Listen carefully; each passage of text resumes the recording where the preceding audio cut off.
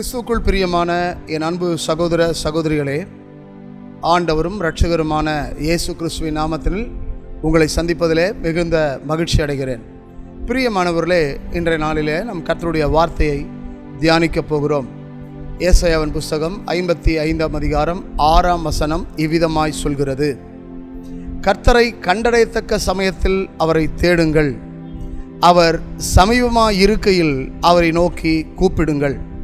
என் அன்புக்குரிய கர்த்தருடைய பிள்ளைகளே, கர்த்தரை கண்டடையத்தக்க சமயத்தில் அவரை தேடுங்கள் என்று வேதம் நமக்கு தெளிவாய் எடுத்துரைக்கிறது, வெளிப்படுத்துகிறது, இந்த வசனத்தை சுட்டி காண்பிக்கிறது.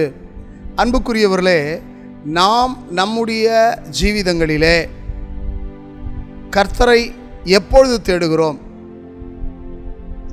கண்டடையத்தக்க சமயத்தில் தேடுகிறோமா?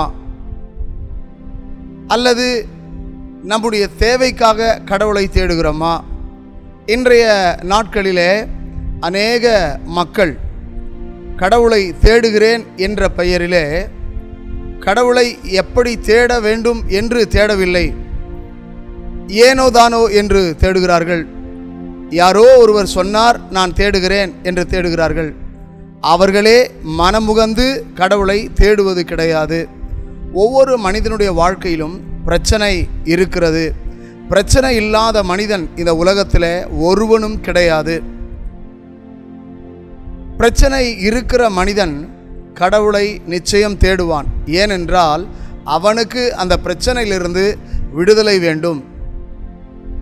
அந்த பிரச்சனையிலிருந்து அவனுக்கு ஒரு திருப்பம் வேண்டும். ஆகவே ஒவ்வொரு மனிதனும் தன்னுடைய பிரச்சனை தீரும்படியாக, தன்னுடைய பிரச்சனை தீர்வதற்காக இறைவனை, கடவுளை, தேவனை தேடுகிறாள். என் அன்புக்குரியவர்களே, வேதம் சொல்லுகிறது கண்டடையத்தக்க சமயத்தில். ஒவ்வொன்றுக்கும் ஒரு காலம் உண்டு, சமயம் உண்டு. காலத்தில் தேட வேண்டும், சமயத்தில் தேட வேண்டும். நாம் எப்படி தேடுகிறோம் என்பதை சற்று ஆராய்ந்து பார்க்க வேண்டும். என் அன்புக்குரியவர்களே, வேதம் சொல்கிறது, சங்கீதங்களின் புத்தகத்தில் 34ஆம் சங்கீதம் 4ஆம் வசனத்தில் சங்கீதக்காரன் சொல்கிறான், கர்த்தரை தேடினேன். என் அன்புக்குரியவர்களே,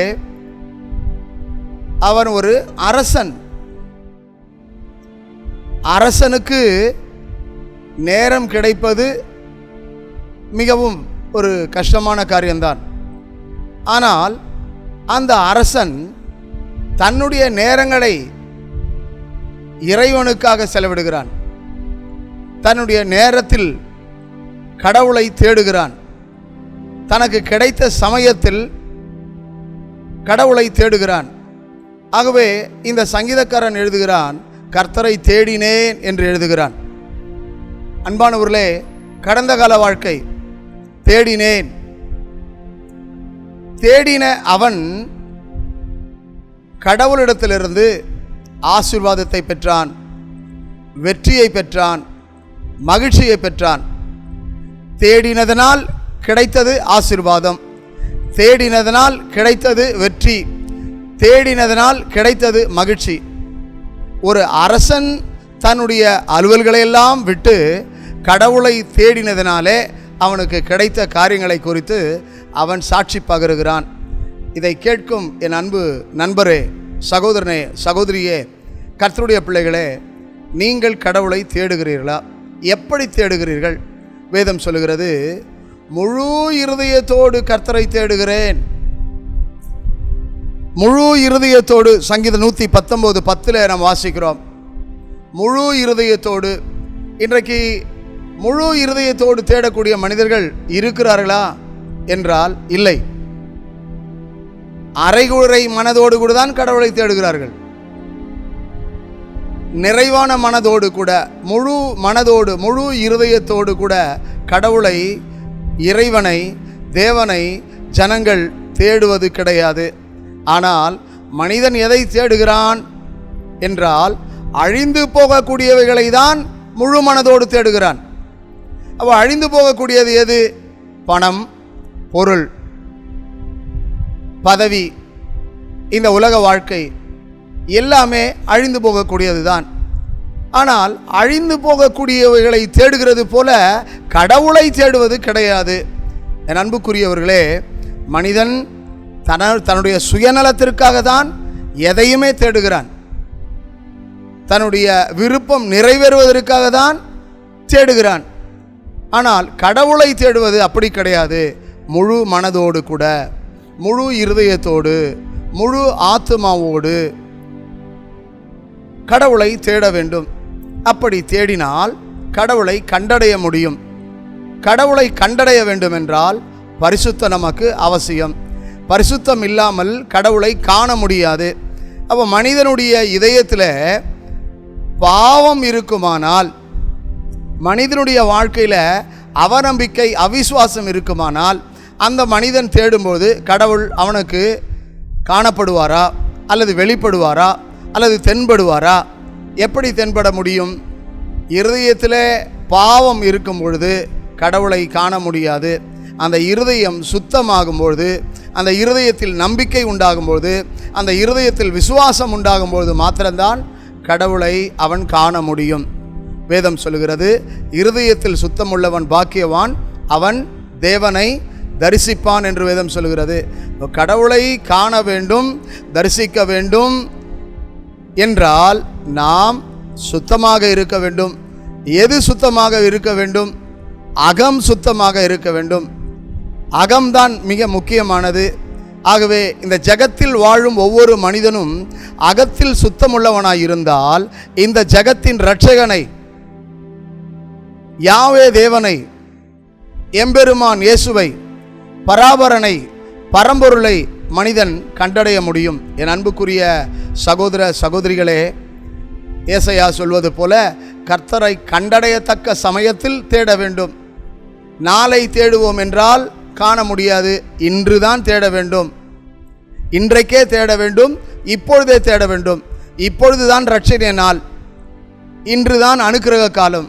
ஆகவே அனுக்கிரக காலத்தை விட்டுவிட்டு, ரட்சணை நாளை விட்டுவிட்டு இன்னொரு நாள் தேடலாம் என்றால் கடவுளை நீ காண முடியாது. நாளை உனது அல்ல. நாளை என்பது கடவுள் கையில் இருக்கிறது. இன்றைக்கு நீ உயிரோடு இருப்பது இறைவனுடைய அருள், இறைவனுடைய கிருபை, இறைவனுடைய தயவு என்பதை நீ மறந்து போகக்கூடாது. என் அன்பு சகோதரனே, சகோதரியே, கண்டடையத்தக்க சமயம் இதுதான். கண்டடையத்தக்க சமயம் காலையிலே கடவுளை தேட வேண்டும், மாலையிலே கடவுளை தேட வேண்டும், இரவிலே கடவுளை தேட வேண்டும். கடவுள் என்று சொல்லக்கூடியவர் நம்முடைய உள்ளத்தை கடந்து வரக்கூடியவர். நம்முடைய வாழ்க்கையில் இருக்கிற எல்லா பிரச்சனைக்கும் முடிவை ஏற்படுத்துகிறவர், எல்லா பிரச்சனைகளையும் தீர்க்கிறவர் தான் கடவுள். ஆகவே இன்றைய நாளில், இன்றைய நேரத்தில் இந்த வார்த்தையை கேட்டுக்கொண்டிருக்கிற நீங்கள் கடவுளை தேட வேண்டும், இறைவனை தேட வேண்டும், முழு மனதோடு தேட வேண்டும். ஆகவே தான் சங்கீதக்காரன் 119 சொல்லுகிறார், முழு இருதயத்தோடு தேடுகிறேன் என்று சொல்லுகிறார். ஆகவே அரைகுறை மனதோடு கடவுளை தேடினால் ஒரு பயனும் இல்லை. ஒரு மருத்துவரை நீங்கள் அணுகி போனால் முழு மனதோடு போக வேண்டும். அப்படி போனால்தான் உங்கள் வியாதி குணமடையும், உங்கள் நோயிலிருந்து உங்களுக்கு சுகம் கிடைக்கும் என்று முழு மனதோடு மருத்துவரை தேடி போகிறீர்கள். அல்லது உங்களுக்கு வேண்டிய நபர்களை தேடி போகிறீர்கள். மனிதனை முழுமையாய் நம்புகிற மனிதனை படைத்தவரை நம்ப வேண்டாமா? மனிதனை படைத்தவர் தானே முதன்மையானவர். மனிதனுக்கு சுவாசத்தை தந்தவர், ஜீவனை தந்தவர், உயிரை தந்தவர் அவரல்லவா? ஒவ்வொரு மனிதனையும் வாழ வைக்கக்கூடியவர் அவரல்லவா? ஆகவே நீ அவரை தேடினால் வாழ முடியும். அவரை தேடினால் நிச்சயம் விடுதலை பெற முடியும், சமாதானம் பெற முடியும், சந்தோஷம் பெற முடியும். இதை கேட்டுக்கொண்டிருக்கிற அன்பு நண்பரே, அன்பு சகோதரியே, இந்த அருமையான நாளில் வேதம் சொல்லுகிறது, கர்த்தரை கண்டடையத்தக்க சமயத்தில் கர்த்தரை தேடுங்கள் என்று சொல்லப்பட்டிருக்கிறது. அன்பானவர்களே, ஒவ்வொரு மனிதனுடைய வாழ்க்கையிலும் கஷ்டங்கள் உண்டு, கவலைகள் உண்டு, வேதனைகள் உண்டு, சோதனைகள் உண்டு, பலவிதமான போராட்டங்கள் உண்டு. ஆனால் இவை எல்லாவற்றிலிருந்தும் உனக்கு ஒரு மீட்பு வேண்டுமானால், விடுதலை வேண்டுமானால், ரட்சிப்பு வேண்டுமானால் கடவுளை தேட வேண்டும், இறைவனை தேட வேண்டும். அப்படி கடவுளை தேடினால், இறைவனை தேடினால் உனக்கு ஒரு விடுதலை நிச்சயம் உண்டு. வேதம் சொல்கிறது, குமாரன் விடுதலையாக்கினால் மெய்யாகவே விடுதலையாவீர்கள். அன்புக்குரியவர்களே, பூமியிலே பாவங்களை மன்னிக்க இயேசுவுக்கு மாத்திரம்தான் அதிகாரம் உண்டு. ஆகவே இந்த இயேசுவை நீ தேடினால் உனக்கு மன்னிப்பு உண்டு, மகிழ்ச்சி உண்டு. சங்கீதக்காரனாகிய தாவீது, அரசனாகிய தாவீது கர்த்தரை தேடினான். அவன் சொல்லுகிறான், கர்த்தரை தேடினேன் என்று சொல்லுகிறான். தாவீதினுடைய ராஜ்யபாரம் 40 ஆண்டு காலங்கள். இந்த 40 ஆண்டு காலங்கள் தாவீது அரசன் கடவுளை தேடினதினாலே அவனுடைய ஆட்சி, அவனுடைய ராஜ்யம் அமைதலாக இருந்தது, மகிழ்ச்சியாக இருந்தது, ஆசீர்வாதமாக இருந்தது. அவனுடைய நாட்களிலே அவன் தேடின நாட்கள் எல்லாம் அது அவனுக்கு ஆசீர்வாதமாக இருந்தது. இன்றைக்கு இதை கேட்கும் என் அன்பு சகோதரனே, சகோதரியே, நீ கர்த்தரை தேடுவாயானால் உனக்கும் ஆசீர்வாதம் உண்டாகும், சமாதானம் உண்டாகும், வெற்றி உண்டாகும். இதில் எந்த விதமான சந்தேகமும் இல்லை. சங்கீதக்காரன் சொல்கிறார், 77ஆம் சங்கீதம் 2ஆம் வசனம், ஆண்டவரை தேடினேன். தாவீது அரசன் மனிதனை அல்ல, உறவுகளை அல்ல, உடன் பிறந்தவர்களை அல்ல, நண்பர்களை அல்ல, ஆண்டவரை தேடினேன் என்று சொல்லுகிறான். இதை கேட்டுக்கொண்டிருக்கிற என் அன்பு சகோதர சகோதரிகளே, நீங்கள் ஆண்டவரை தேடுகிறீர்களா? ஆள்பவர்களை தேடுகிறீர்களா? ஆளுகிறவர்களாலே எதுவும் செய்ய முடியாது, ஆனால் ஆண்டவராலே எல்லாவற்றையும் செய்ய முடியும். வேதம் சொல்லுகிறது, கர்த்தருக்கு பயந்தவர்களுக்கு ஒரு குறைவும் இல்லை, கர்த்தரை தேடுகிறவர்களுக்கு ஒரு நன்மையும் குறைவுபடாது. நீ யாரை தேடுகிறாய்?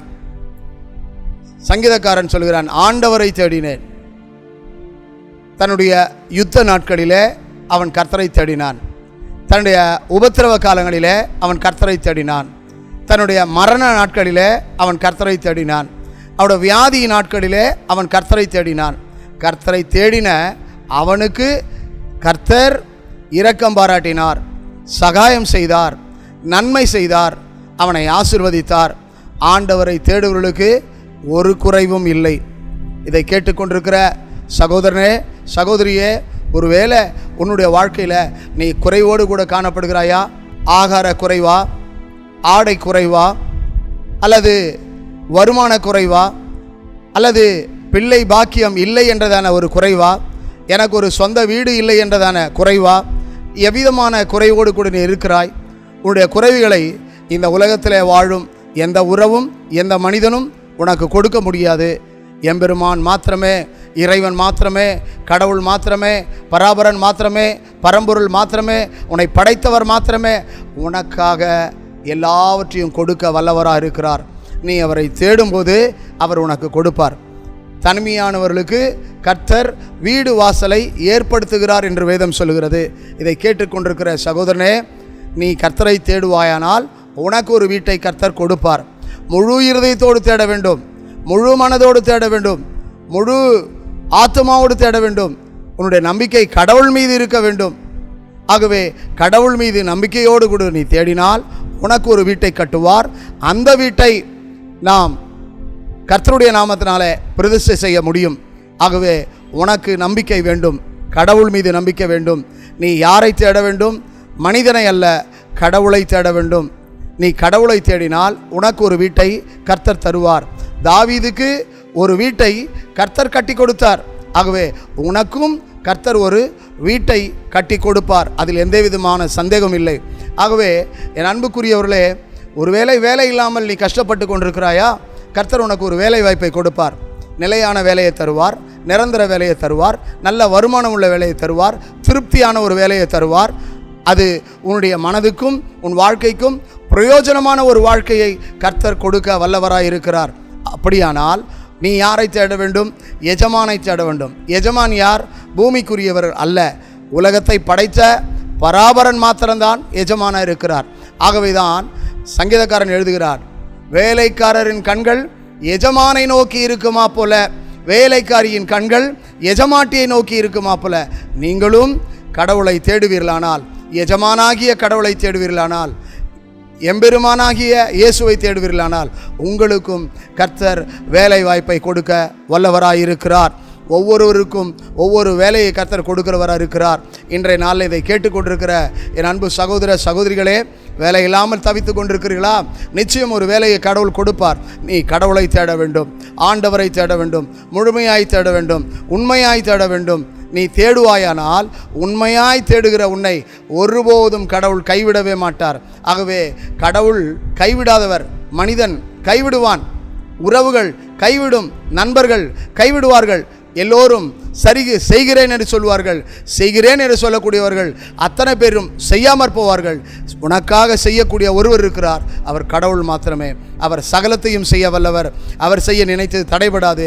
அவர் அதினதின் காலங்களில் எல்லாவற்றையும் ஒழுங்குங்கிறவமாய் செய்கிறவராக இருக்கிறார். அப்படியானால் நீ எப்படி தேட வேண்டும்? உண்மையாய் தேட வேண்டும், ஆவியோடு தேட வேண்டும், கருத்தோடு தேட வேண்டும், முழு மனதோடு கூட தேட வேண்டும். அப்படி தேடினால் கர்த்தர் உனக்கு எல்லாவற்றையும் கொடுக்க வல்லவராயிருக்கிறார். அல்லேலூயா. என் அன்புக்குரியவர்களே, அவன் சொல்லுகிறான், சங்கீதக்காரன் சொல்லுகிறான், கர்த்தரை தேடினேன், ஆண்டவரை தேடினேன், அதிகாலமே தேடினேன். 63ஆம் சங்கீதம் 1ஆம் வசனத்தில் சொல்லுகிறான், அதிகாலமே தேடுகிறேன் என்று சொல்லி.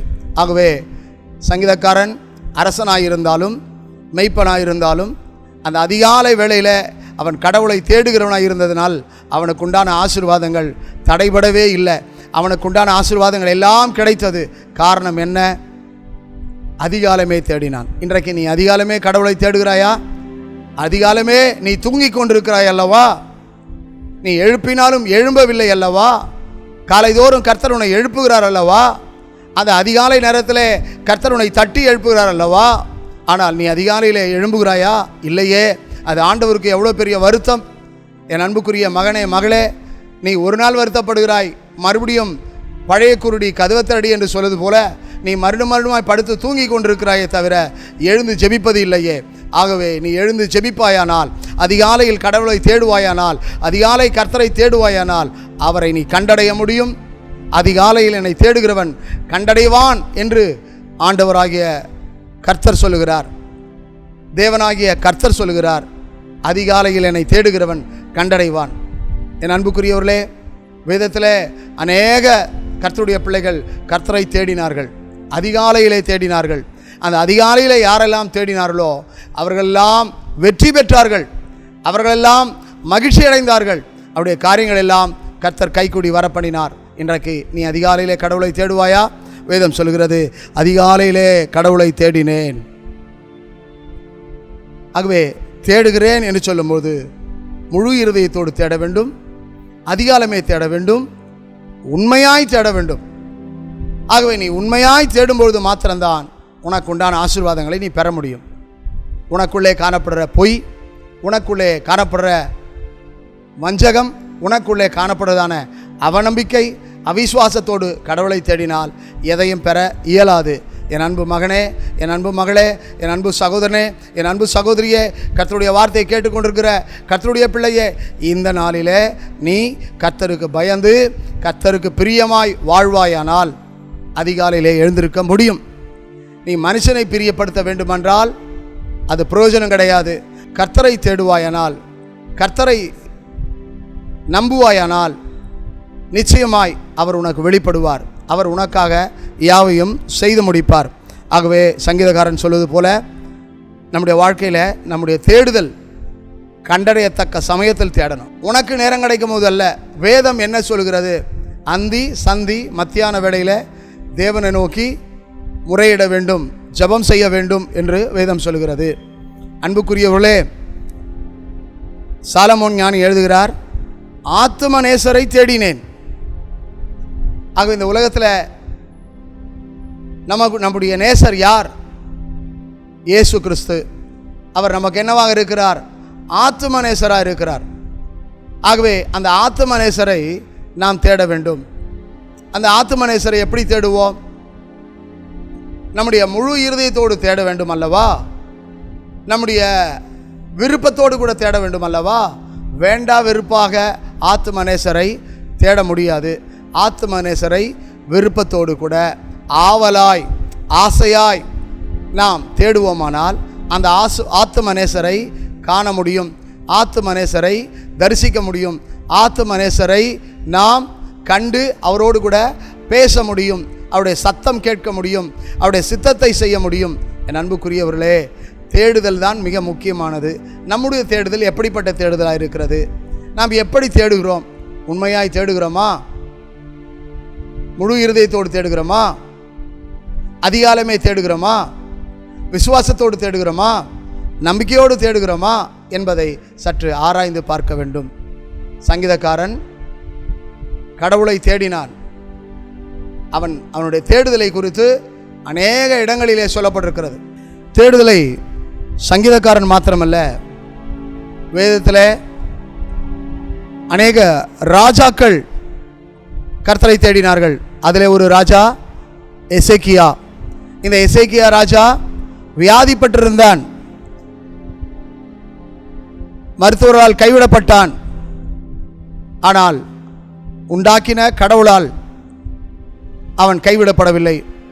எசேக்கியா வியாதிப்பட்டிருக்கும் நாட்களிலே மரணத்துக்கு ஏதுவாய் காணப்பட்டான். அப்பொழுது அவன் கர்த்தரை தேடினான். அன்பானவர்களே, அவன் உண்மையாய் தேடினான், முழு இருதயத்தோடு தேடினான், உத்தமமாய் கடவுளை தேடினான். ஆகவே தேவன் அவனுக்கு இறங்கி அவனுக்கு ஆயுசு நாட்களை கொடுத்தார். 15 வருஷம் அவனுக்கு கூட்டி கொடுக்கப்பட்டது. ஏன்? அவன் கர்த்தரை தேடினதனால், முழு இருதயத்தோடு, முழு ஆத்மாவோடு, முழு சிந்தையோடு அவன் கர்த்தரை தேடினதினாலே கர்த்தராகிய தேவன் அவனுக்கு ஆயுசு நாட்களை கொடுத்தார், சுகத்தை கொடுத்தார், பலனை கொடுத்தார், மீண்டும் ஆளுகை செய்யும்படியான அதிகாரத்தை அவனுக்கு கொடுத்தார். எனக்கு அன்பானவர்களே, தீர்க்கதரிசியாக எசேக்கியாவை பார்த்து நீ மரித்து விடுவாய் என்று சொன்னான். உன்னுடைய வீட்டு காரியங்களை ஒழுங்குபடுத்து, நீ மரிக்கப் போகிறாய் என்று சொன்னான். ஆனால் தீர்க்க தரிசனம் நிறைவேறவில்லை. தீர்க்க தரிசனம் மாறிப்போனது. எசேக்கியா சுவர்புறமாக தன்னுடைய முகத்தை திருப்பி அழுதான், கதறினான், கண்ணீர் விட்டான், கர்த்தரை நோக்கி வேண்டினான், அவன் கர்த்தரை தேடினான். ஆகவே கர்த்தர் அந்த தீர்க்க தரிசன வார்த்தைகளை மாற்றி போட்டார். வேதம் சொல்கிறது, தீர்க்க தரிசனங்களானாலும் மாறிப்போகும், தீர்க்க தரிசனங்களானாலும் ஒழிந்து போகும். ஆனால் தேவனுடைய வாயிலிருந்து புறப்படுகிற ஒவ்வொரு வார்த்தையும் நிறைவேறும். ஆகவே என் வாயிலிருந்து புறப்படுகிற ஒரு வார்த்தையும் வெறுமையாய் திரும்பாது என்று சொல்லி கர்த்தர் தம்முடைய வார்த்தையை அனுப்பி எசேக்கியாவை குணமாக்கினார், எசேக்கியாவை சுகமாக்கினார், எசேக்கியாவுக்கு ஆயுசு நாட்களை கொடுத்தார், எசேக்கியாவுக்கு மீண்டும் ஒரு வாழ்வை கொடுத்தார். இதை கேட்டுக்கொண்டிருக்கிற அன்பு நண்பரே, என் அன்பு தம்பி தங்கச்சி, என் அன்பு சகோதர சகோதரிகளே, அன்பு திருச்சபை மக்களே, இன்றைக்கு நீங்கள் எப்படி தேடுகிறீர்கள்?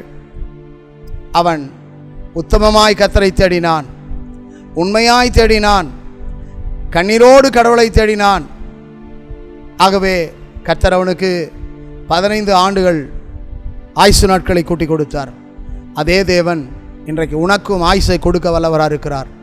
அவன் ஆயுசை கேட்டான், அவனுக்கு அவர் தீர்க்க ஆயுசை கொடுத்தார். ஆகவே இந்த வார்த்தையை கேட்டுக்கொண்டிருக்கிற என் அன்பு சகோதரனே சகோதரியே, ஒருவேளை மருத்துவர்கள் நீ மரித்து விடலாம், ஒருவேளை மரித்து விடலாம் என்று சொல்லி உன்னை பார்த்து சொல்லியிருக்கலாம்.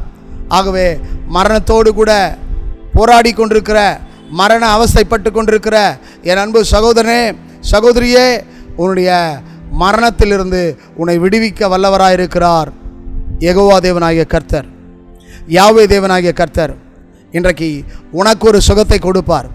நீயும் ஆண்டவரே என்னை மன்னியும், பிதாவே எனக்கு இரக்கம் செய்யும் என்று சொல்லி நீ கேட்பாயானால் தேவன் உனக்கு இரக்கம் பாராட்டுவார், உனக்கு சகாயம் செய்வார், உன்னை ஆசீர்வதிப்பார், உனக்கு ஒரு நன்மை செய்வார்.